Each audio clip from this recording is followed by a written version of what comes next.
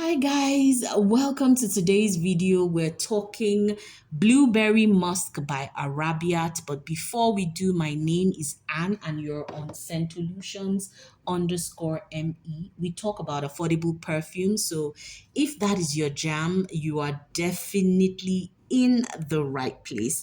All right, let's get into it without further ado. Look at the pack of what I'm talking about. This is Blueberry Musk. It's by a house called Arabiyat. This is Arabiyat Prestige. Okay, this is what the bottle looks like. It's really heavy. It is really regal. Like, I love the bottle. I like the design. The intricate design is beautiful, in my opinion. All right, let's get to the scent. So, blueberry musk blends that sweetness of berries with the depth of musk, as the name implies. It starts with a burst of blueberry and blackberry. So, it creates that very juicy, sweet scent at the introduction. Okay, now I'll say right off the bat that this doesn't smell the same on paper and on skin. And if you're testing this, it makes sense to use both because the scent I got on paper was totally different from how this evolved on my skin. So you're starting off with that fresh blueberry juice explosion. Just think Welch's meets Ribena. The Welch's juices for kids. Yeah, think of Welch's meets Ribena. It's incredibly fruity and vibrant and energizing. That opening is perfect for starting your day with a burst of energy if that was what you were going for. So it will give you a fruity explosion in the opening, and I love it. That bit makes me so happy. Like, I feel like a child when I smell the opening. That berry like goodness. You know how it smells when you open a bottle of Ribena for a child? Exactly how this smells.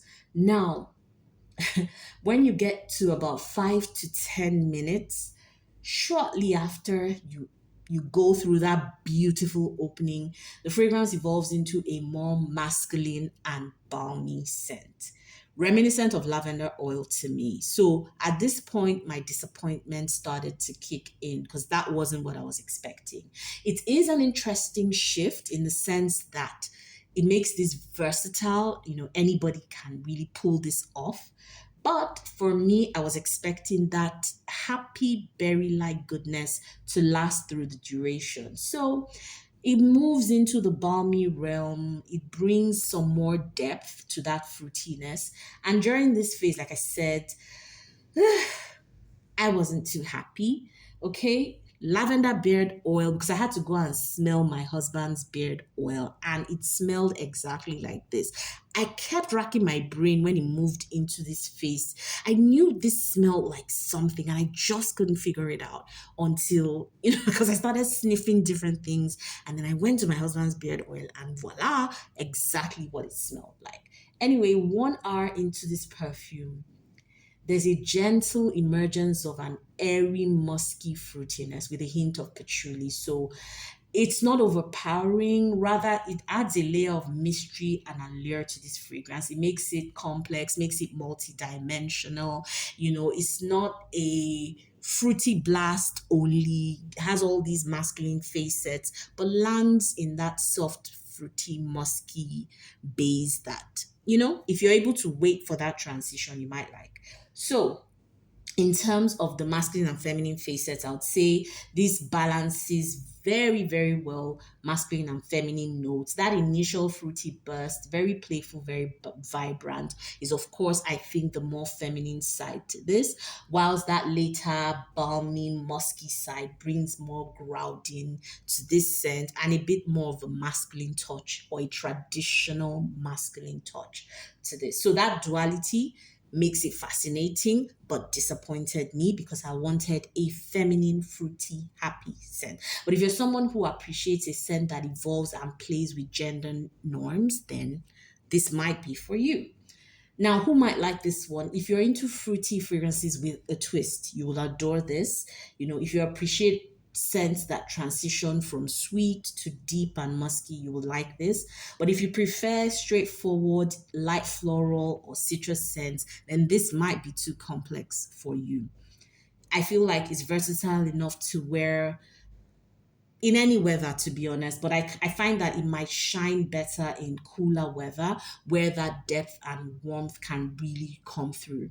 Okay, on my skin though, this is impressively long lasting. Gave me about 10 hours on my skin, gave me 12 plus hours on my clothes. So this one is very good for lasting. You're going to get it for so long on skin and clothes. It is so good. But like I said, don't rely on the scent on paper alone. You have to test this on your skin just to be sure how well it works with your skin. I did not like when it transitioned into that beard oil thing.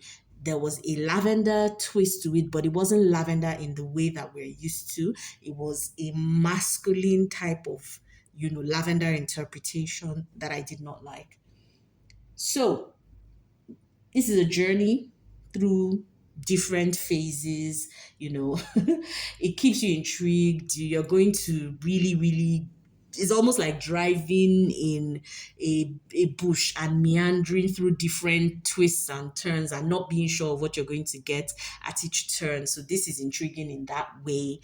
But in terms of how I felt about it, if I were rating this, I would give it maybe a 6/10, and that's just because I didn't enjoy the mid at all. I did not enjoy it.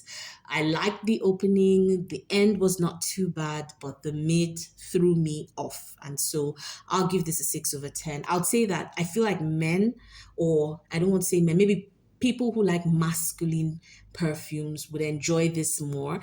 If you prefer feminine perfumes, maybe you want to stay away from this.